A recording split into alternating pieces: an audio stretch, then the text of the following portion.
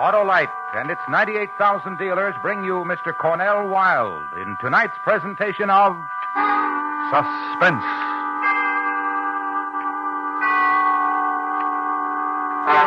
Tonight, Autolite combines fact and fiction. The fact, the murder of Mary Cecilia Rogers in New York City. The fiction, Edgar Allan Poe's solution of that crime, which he called The Mystery of Marie Roget.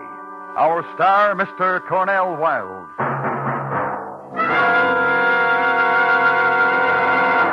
You seen any engines around, Harlow? Engines, Sheriff? Why, I've seen thousands of engines, all equipped with Autolite stay-full batteries for purring, powerful, and pleasing starts in all kinds of weather. Well, these engines are off the reservation.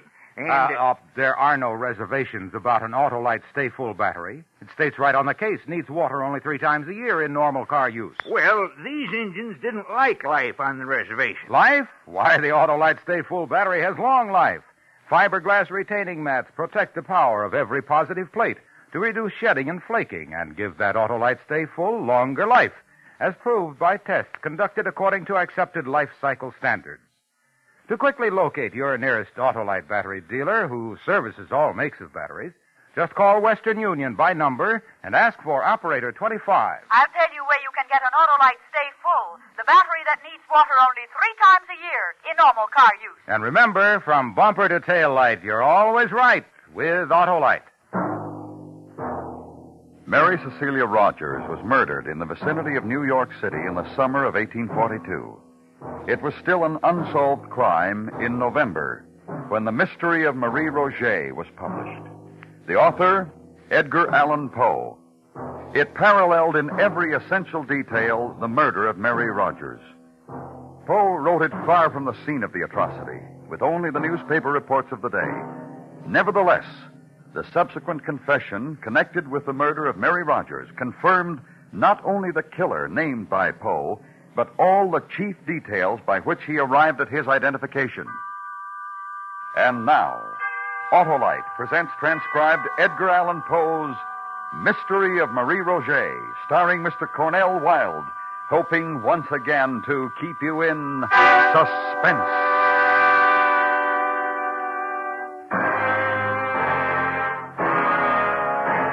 Good evening. My name is Dupin. I should like to extend an invitation. Regard first a certain event which truly occurred in New York City on a warm summer night in 1842. Secondly, I invite you to employ your imagination and displace that same event intact with all of the essential facts to a cobbled, old-world Paris on an identical, warm and fragrant summer night in the same year. Lastly, and most interesting, I should like to invite you to attend that event. It is a murder.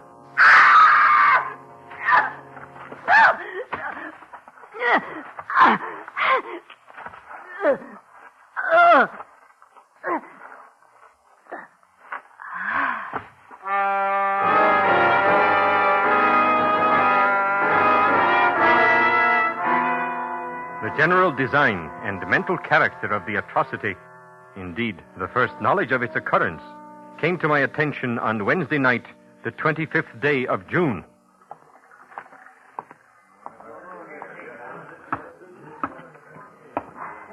Who is the prefect of police?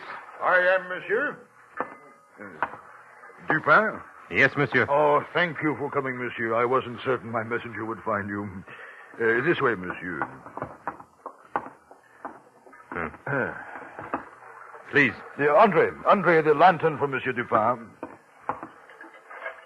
Mm-hmm. She died harshly. Yes.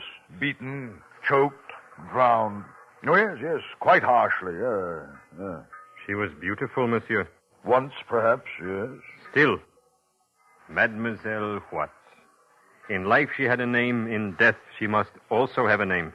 Any of you? I have asked, monsieur, but none of them know her. But her clothes and jewels say she was known Dupin. Good clothes, torn and disordered in her terrible struggle, but good. And the jewelry, not expensive, but tasteful. This woman, in my opinion, Dupin, was known. And loved, Monsieur the Prefect. No doubt. Dupin, Dupin, this is why I sent for you. I've been through these things before. The newspapers will write stories. The reporters will make conjecture. Although there is no name for her now, there will eventually be a name. And then, monsieur, I will be called upon to produce her assassins. There is so little to go on. The eyes of the public will be upon me, and my honor is at stake. And my honor, too, monsieur, if I am involved in the investigation. Dupin, listen.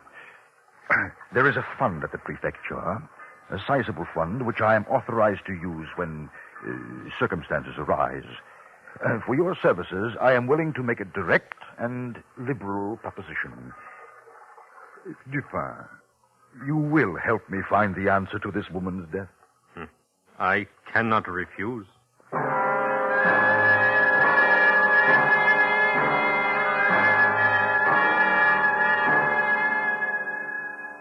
No foam about the mouth, as in the case of the merely drowned, monsieur. Here, bruises, impressions of fingers. It was a strangulation by hand and by this cord, monsieur. Yes. Doctor? Yes, Dupin? An ingenious knot in that cord, don't you think? Now, this is a slip knot. A sailor's knot. Sailor's knot. She was found in water. Why did she die, monsieur? For her beauty, perhaps. For her love. Her hate. It was Sunday. Observe, Doctor. There are no marks to prove she was weighted and then shaken loose. Yes, she quit life on Sunday. Murdered in the dark. Thrown into the river. Unweighted. Monday.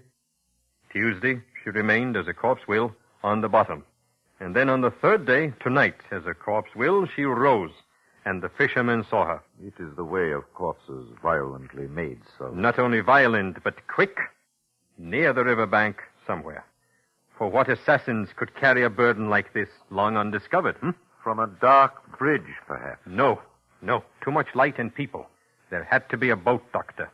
If she was dropped from a bridge, or pushed in from the shore, the current might press her aside to be caught in the vegetation of the shallow water. She was murdered on the bank and then taken out to her grave in a boat. And there had to be a man who knew how to handle a boat in the tricky current. Who is there? It is I, the prefect. I have someone who thinks he may know her. Come in, monsieur.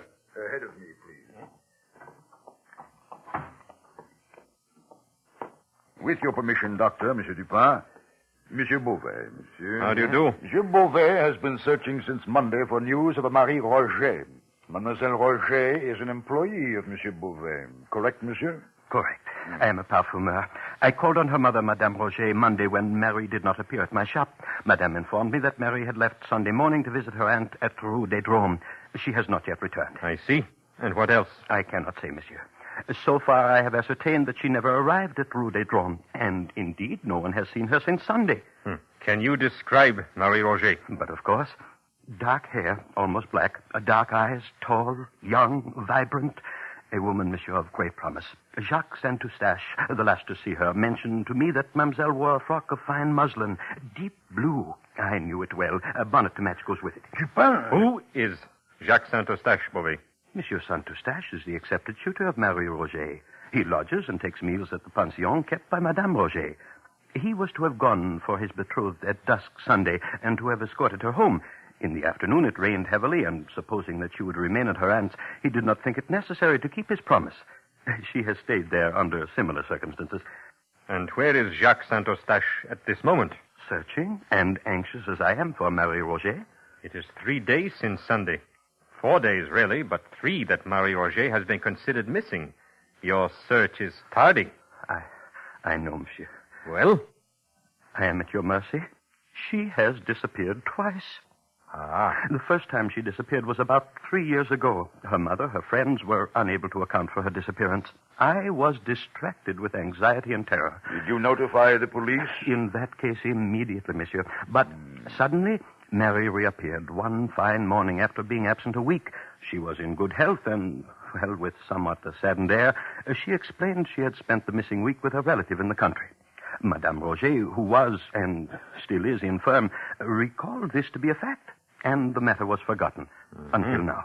So you did not call the police this second time she disappeared? What has happened once can happen again. What did happen that week she was away? I do not know. I do not honestly know. But you doubt the story of visiting a relative? I will not say.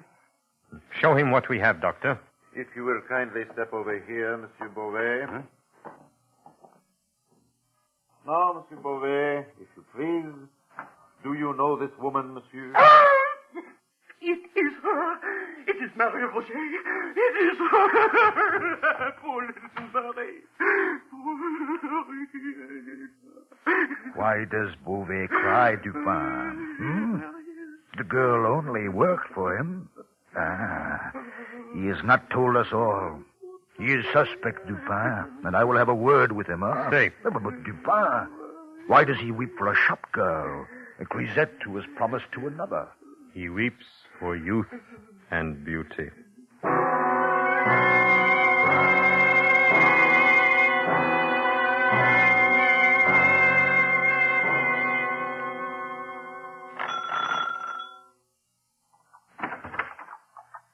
Yes, monsieur? I am Dupin, Madame Roget.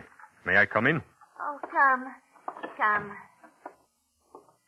No, please sit, Madame. I understand you are not well. I have been invalid 10 years now. I will not consume a great deal of time. May I ask, did your daughter often visit relatives in other distant parts of the city? Often. And stay overnight? Often. With your approval, Madame?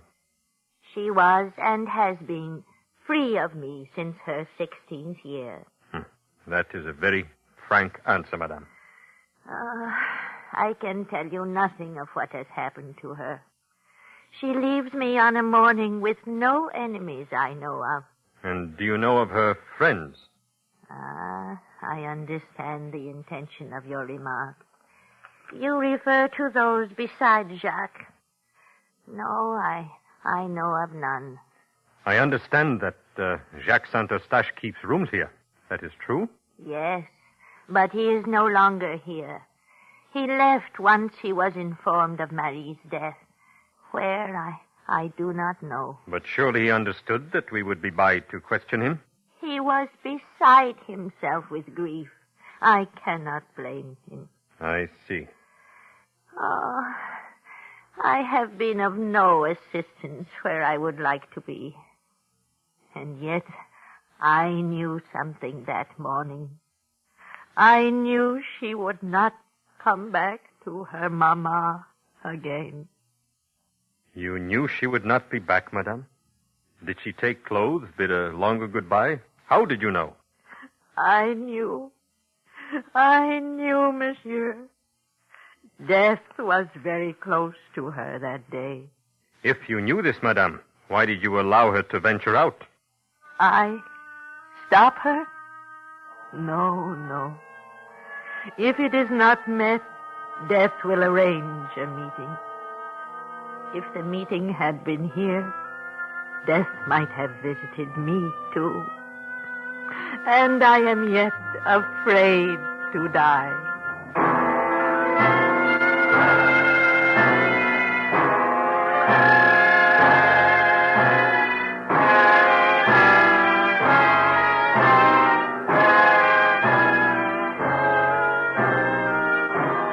Autolite is bringing you Mr. Cornel Wilde in Edgar Allan Poe's The Mystery of Marie Roget. Tonight's presentation in radio's outstanding theater of thrills, Suspense.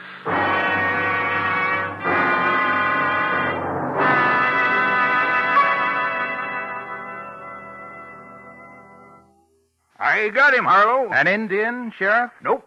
An Autolite Stay Full. The battery that says right on the case needs water only 3 times a year in normal car use. That's the brand of battery for my car, by Ginger. You mean buy Autolite Stay Full batteries and you buy Ginger and Pep for a fast, dependable start every time. Fiberglass retaining mats surround each positive plate to reduce shedding and flaking and give the Autolite Stay Full longer life, as proved by life cycle standards. Well, sounds like you couldn't buy a better battery with a pocket full of nuggets. So, friends, see your expert Autolite battery dealer for an Autolite Stay Full. the battery that needs water only 3 times a year in normal car use. To quickly locate your nearest Autolite battery dealer who services all makes of batteries, phone Western Union by number and ask for operator 25. That's right. I'll gladly tell you the location of your nearest Autolite battery dealer. And remember, from bumper to tail light, you're always right with Autolite. And now, Autolite brings back to our Hollywood soundstage Mr. Cornel Wilde in Elliott Lewis's production of Edgar Allan Poe's The Mystery of Marie Roget, a tale well calculated to keep you in suspense.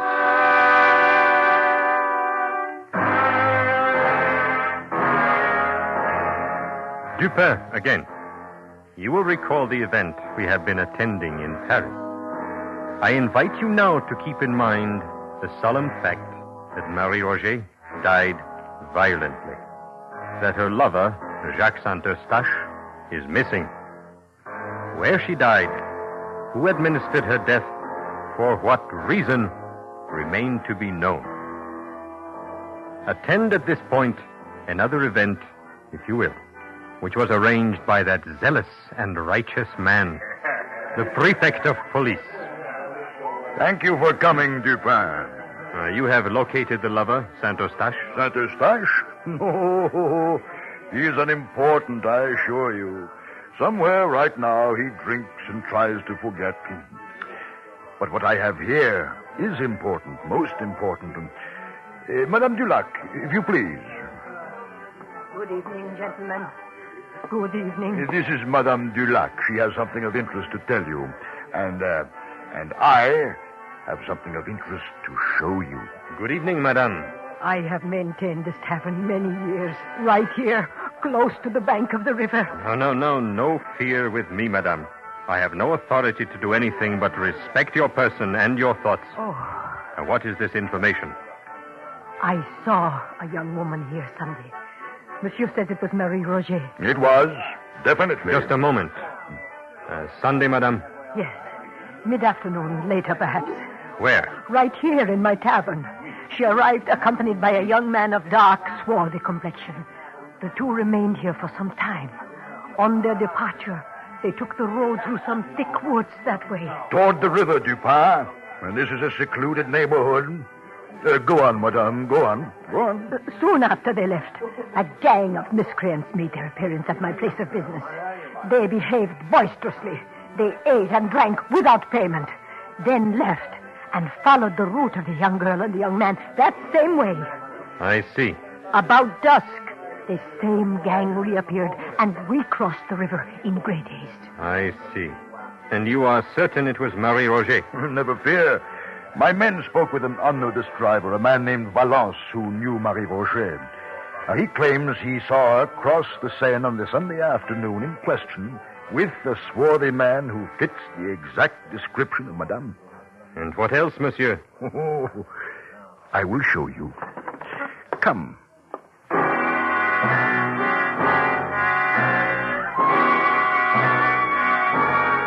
I followed him through the back of the tavern into the thick woods which line the Seine at that point. He stopped when we had come to a close thicket, within which were 3 or 4 large stones, forming a kind of seat with a back and footstool.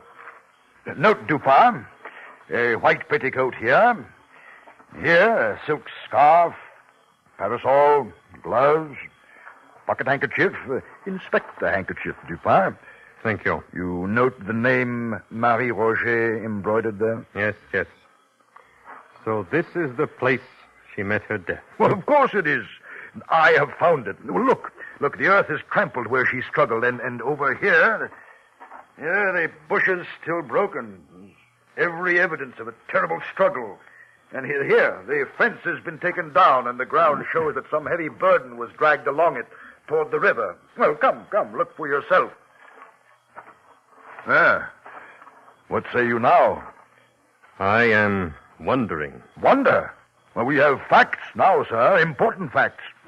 Do you recall a strip of one of the unfortunate girl's petticoats had been tied about her mouth, probably to prevent her screams? I do. This was done by fellows who had no pocket handkerchiefs. Miscreants, Dupin. Miscreants. such as those who visited Madame Dulac's tavern and later went the same way as Marie Roget and her companion. There are many such gangs about here. All we have to do is locate them. And I know how to do that.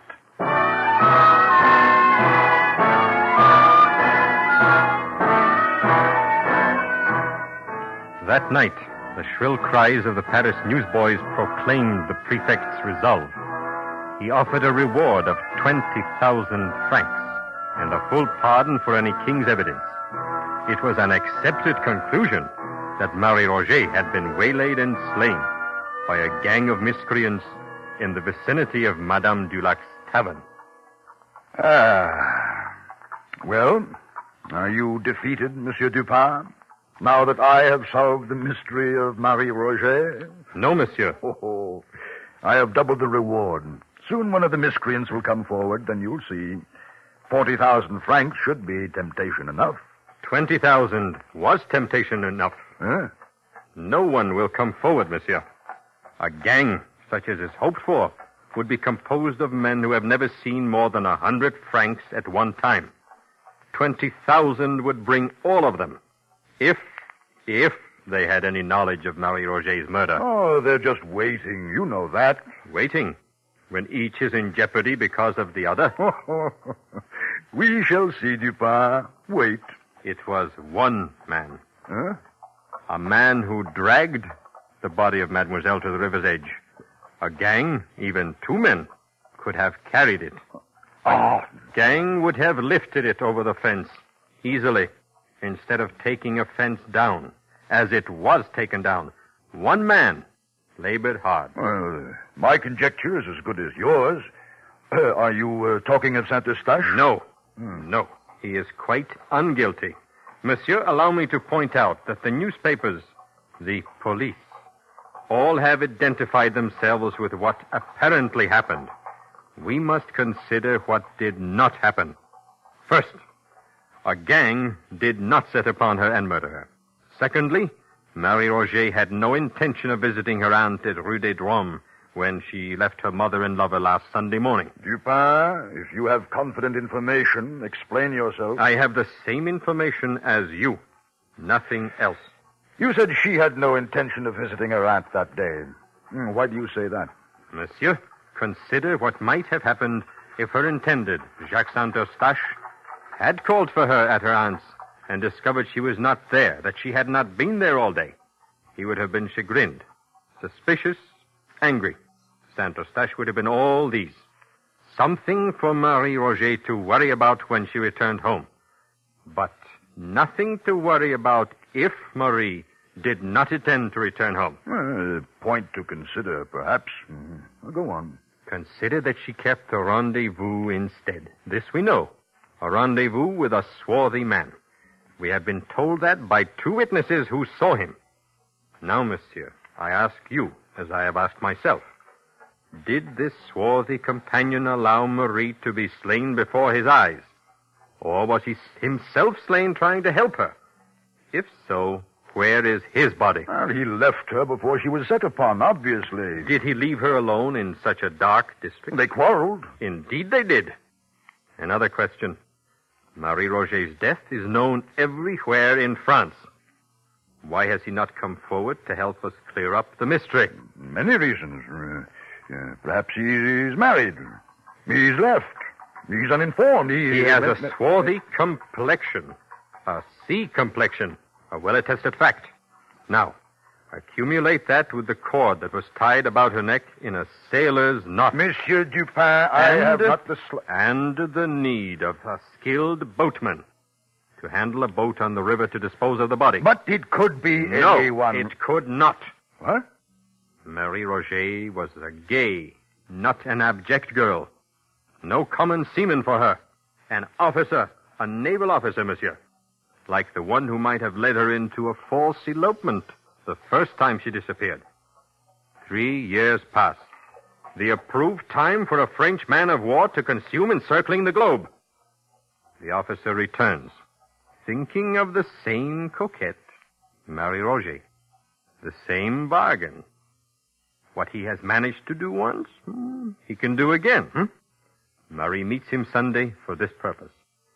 Then she thinks the better of an elopement and refuses to accompany him.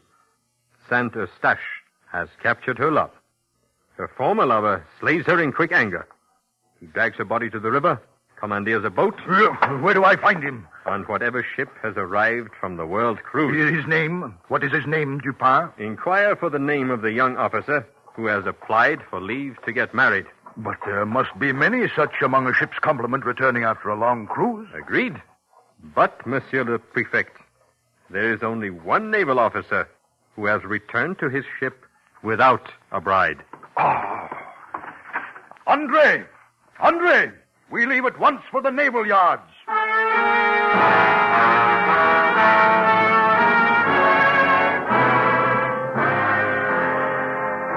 It has been an interesting evening, And now I issue a last invitation, my friends. I invite you to retain all that you have heard and employ this time, instead of your imagination, your sense of reality. For Marie Roget of Paris was truthfully Mary Rogers of New York.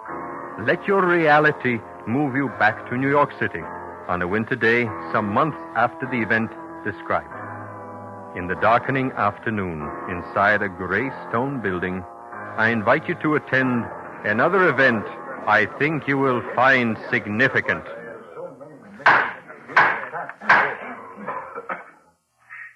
Ensign Robert Bryant Wilson. You have been found guilty of the murder of Mary Cecilia Rogers.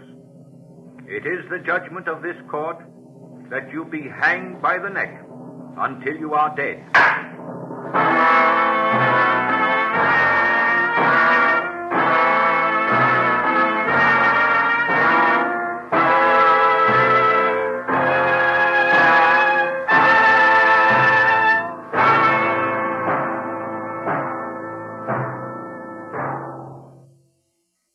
Suspense.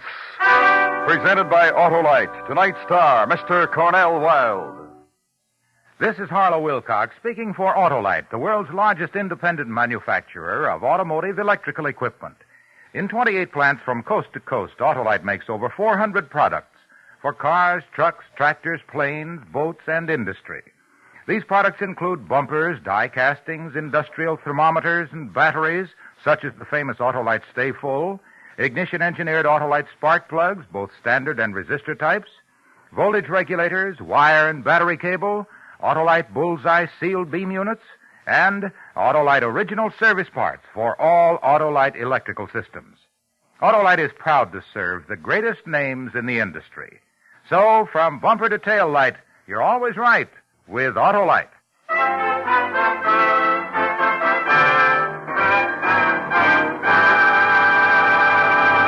Next week, one of the most terrifying half hours ever presented on Suspense. A young couple and a mad woman. And what happened to them on a country road. Our star, Mr. Frank Lovejoy. That's next week on Suspense. Suspense is transcribed and directed by Elliott Lewis, with music composed by Lucien Morawick and conducted by Lud Gluskin. Edgar Allan Poe's The Mystery of Marie Roget was adapted for Suspense by E. Jack Newman. In tonight's cast, John Daner was heard as the prefect of police. Others in the cast were Lou Merrill, Jeanette Nolan, Paula Winslow, William Johnstone, and Edgar Barrier. And remember, next week, Mr. Frank Lovejoy in On a Country Road. You can buy Autolite Stay Full batteries, Autolite original service parts, and Autolite standard or resistor type spark plugs at your neighborhood Autolite dealers. Switch to Autolite. Good night. This is the CBS Radio Network.